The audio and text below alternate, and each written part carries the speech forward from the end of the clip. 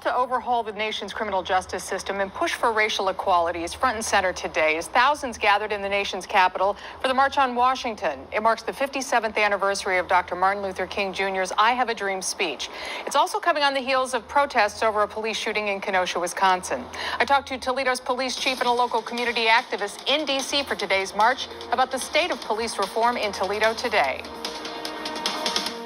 The Memorial Day murder of George Floyd by a Minneapolis police officer sparked nationwide outrage over police brutality and use of force.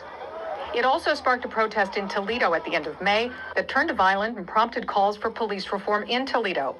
Police Chief George Kroll says even though the protests here have died down, his commitment to change has not. We don't need to have protests to move forward and to affect positive change here in the city of Toledo and Lucas County. We don't need the violence. We don't need the protests. We have committed elected officials. We have committed people in the police department, and we have incredibly committed community activists who are simply not going to let us not do this, and rightfully so. One of those community activists is Julian Mack, who talked to me from the March on Washington today. I spoke with my mother today, and she was my daughter's age when this happened 57 years ago.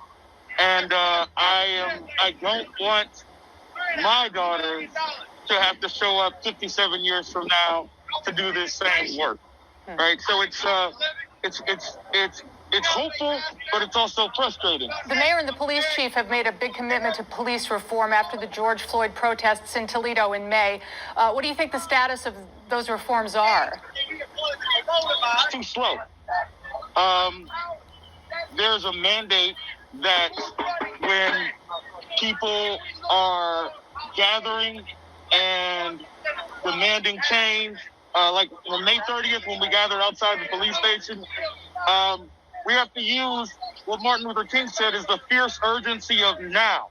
And unfortunately, our mayor and our police chief, while they are recognizing that this is an issue, they're not acting with the fierce urgency of now.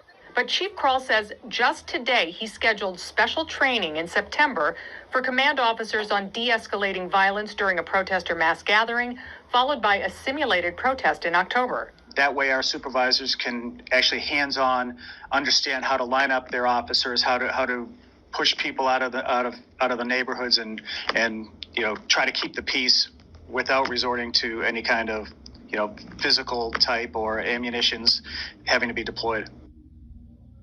Now, one of the leaders of the Community Police Relations and Reform Committee formed in the wake of the Toledo protests says it has been working and will meet again next Wednesday.